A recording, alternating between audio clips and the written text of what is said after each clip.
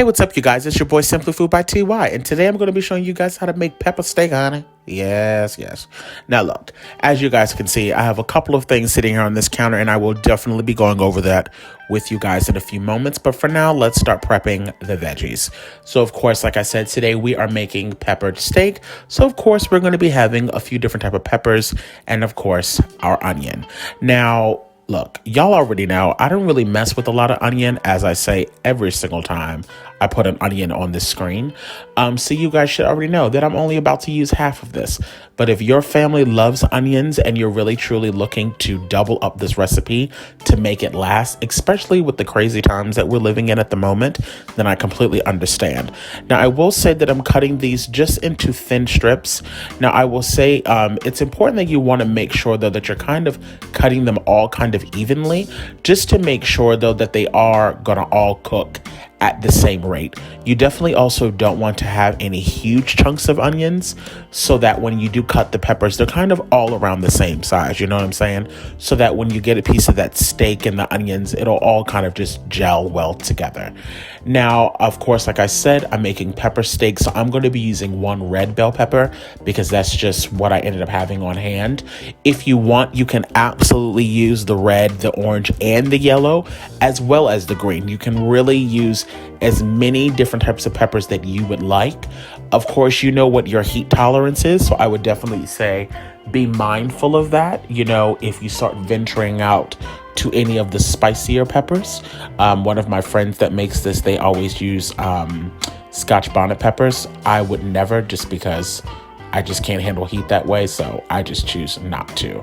But like I said, I'm going to be using one of these red bell peppers, and then I'm also going to be using a green bell pepper as well. Now, while we are prepping up all of these peppers and the garlic, which, by the way, you're going to mince up the garlic, go on ahead and get your oven preheated, you guys, at 325 degrees, because we're going to be finishing this off in the oven, and it does not take long to put this meal together. This is pretty much the longest part. That was about 6 cloves of garlic that I will mince down. Now, as you guys can see, I'm going to be using a pan that I can put directly in the oven as well. As I said, I'm going to be finishing this off in the oven. And the reason for that is, as you can see, that I have pretty much what they call stew beef. This is typically the type of beef that you would put inside of like a soup, something like that. Now, the reason why I like this is just because it's a little bit heartier than, like the flank steak, if slice that up or something like that. I just prefer this just because it's a little bit more bang for your buck, and it's really inexpensive. Now, the seasonings that I'm going to be using for this is pretty much just Montreal steak seasoning as far as an actual seasoning goes. And I'm going to be using roughly, I would say, almost about 3 to 4 tablespoons worth. You really want to make sure that you're getting that seasoning all over this steak. Now, once again, because this is a stew beef, that is the reason why we're going to be cooking it on a low temperature and for a slow amount of time. Low and slow is going to be the key for this to truly melt in your mouth.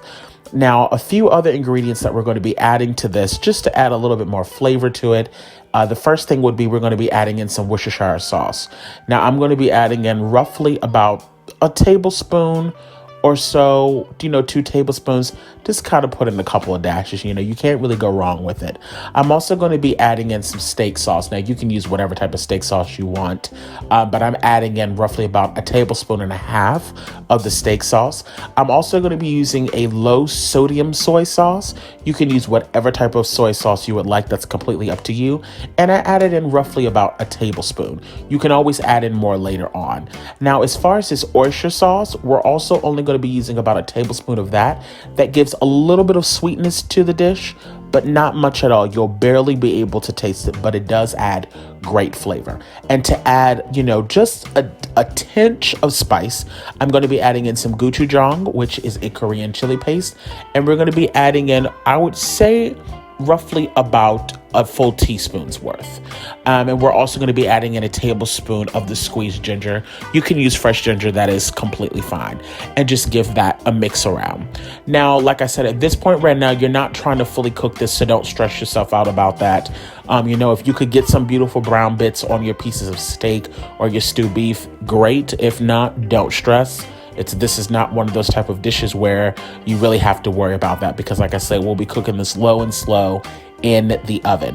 Now, I will say, if you are going to be using any other type of cuts of meat beyond the stew meat, you probably will not need to finish it off in the oven, because that meat won't take as long to tenderize. So just keep that in mind depending upon the cut of meat that you buy.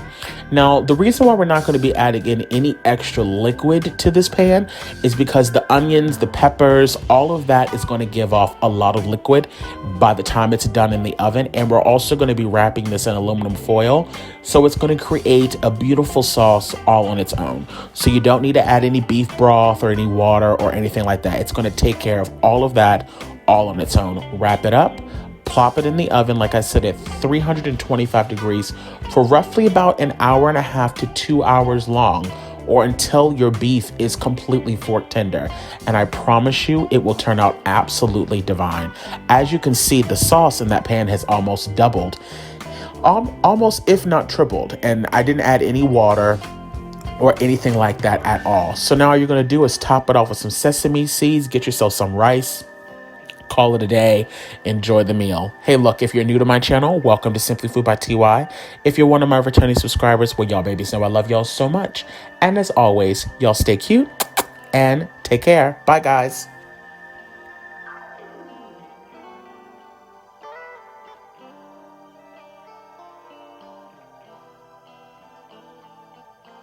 Slaying in the kitchen. Simply Food by TY. We hope that you enjoyed it. Simply Food by TY. If you haven't took the time, make sure you subscribe. Thanks for watching. Thanks for watching. Thanks for watching Simply Food.